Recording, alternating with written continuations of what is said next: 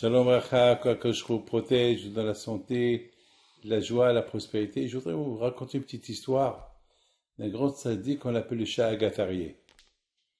Ce tzaddik-là, toujours, il vivait en exil tout le temps. Jamais été grand rabbin d'une ville longtemps. Mais c'est un grand tzaddik.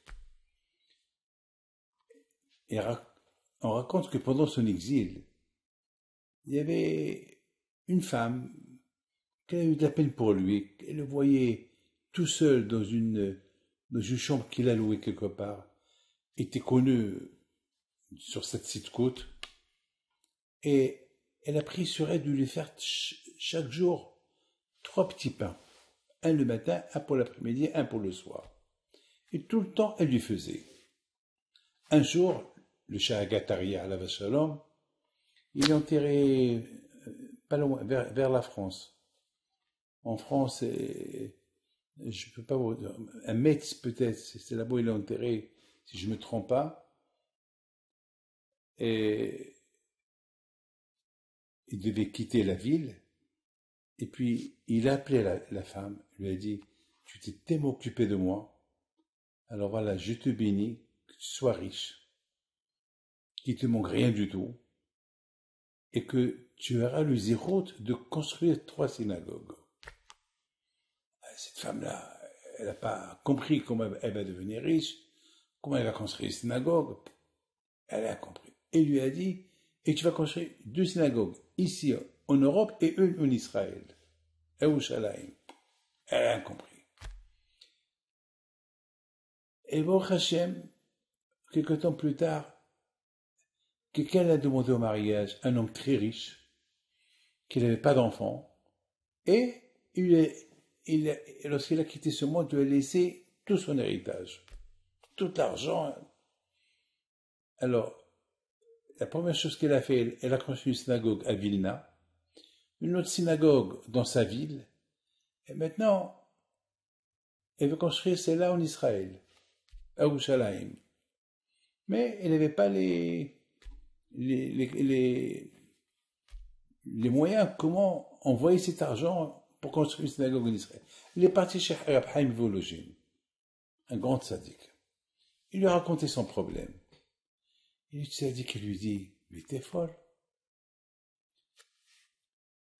Le Shah Agatariya t'a fait une belle beracha pour que tu construises 3 synagogues. Tu as construit 2 et tu es devenu riche. Alors, si tu construis maintenant la 3e, tu risques de mourir. Attends. Tu as le temps. Vis. Parce que la bracha du tzaddik,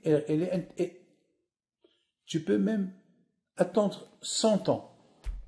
Et tu vas rester vivante parce que tu n'as pas construit la synagogue que le Shah Agatariya t'a dit de construire en Israël.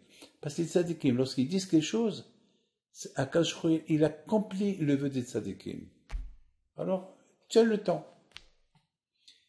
Et quelques temps plus tard, après quelques années que vraiment elle a pris de la vieillesse, elle était très vieille, c'est là qu'elle a décidé ça y est, elle a trouvé quelqu'un à qui elle a donné l'argent pour que, lorsqu'il va en Israël, il construit la 3e synagogue qu'elle a promis.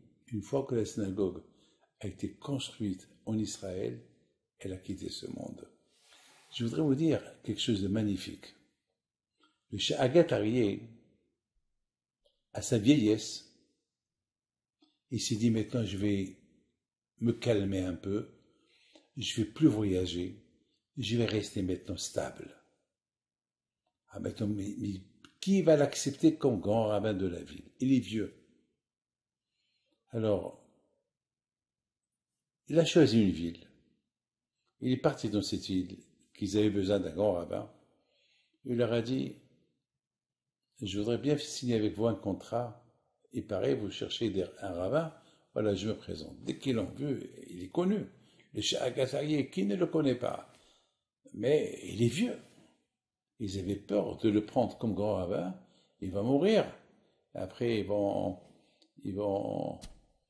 encore être obligés de chercher encore un autre rabbin. Il leur a dit, écoutez-moi, je vous promets que je vais rester vivant encore 20 ans. Alors prenez-moi autant que rabbin, vous allez voir, 20 ans. Vous pouvez le noter.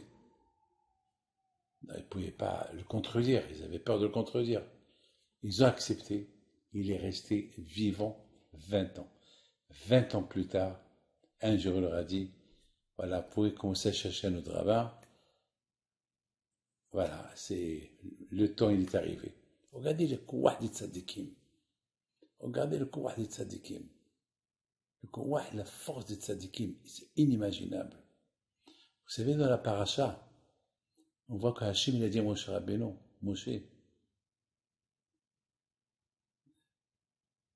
avant que tu quittes ce monde, je veux que tu choisisses quelqu'un. Je veux que tu choisisses quelqu'un que je pense qu'il est le meilleur. C'est Yeshua ben Nun. Tu le choisis.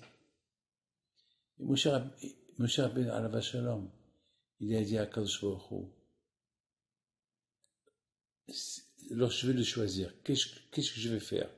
Tu mets ta main sur sa tête, devant tous les bénis Israël, tu vas le bénir. Moshe Rabbeinu, ce qu'il a fait, il a appelé Yeshua ben Nun devant tous les Juifs. Il dit à tous les Juifs, voilà, Hachem, il a nommé Yeshua ben Nun qui soit votre leader, qui soit votre roi. Il m'a dit que je mets ma main sur sa tête pour le bénir. Moi, je mets mes deux mains sur lui. Regardez la grandeur de Moshe Rabbeinu. La grandeur de Moshe Rabbeinu, le bon cœur qu'elle avait. Hachem lui a dit, mais avec une seule main. Et Moshe Rabbeinu, il a mis ses deux mains.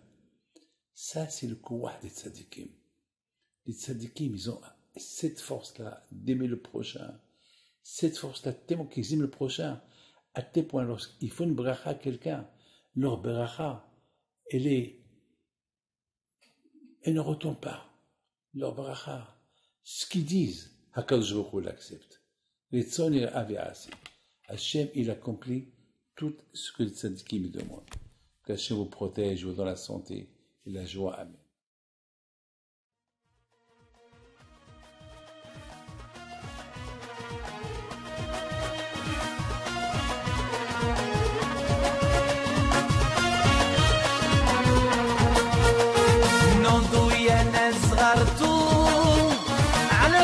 حيم بنتم وقف لنا زي خوتم يا وز خوتم